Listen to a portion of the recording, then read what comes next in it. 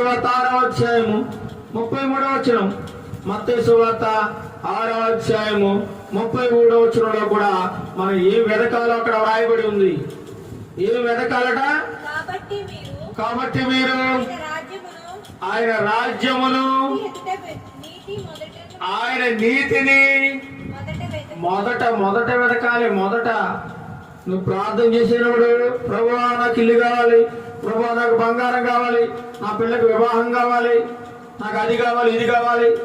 చాలా మంది ప్రార్థన చేసేటప్పుడు ప్రతిరోజు ఏదో ఒకటి అడుగుతూనే ఉంటారు. నాకు అది కావాలి, ఇది కావాలి, అది కావాలి, ఇది కావాలి. కానీ దేవుడు వాక్యం సెలవిస్తోంది ఏమని? చూడండి 31వ వచనం చదవండి. కాబట్టి ఏమి తిందుమో, ఏమి త్రాగుదమో, ఏమి ధరించుకుందామో అని చింతింపకూడదు.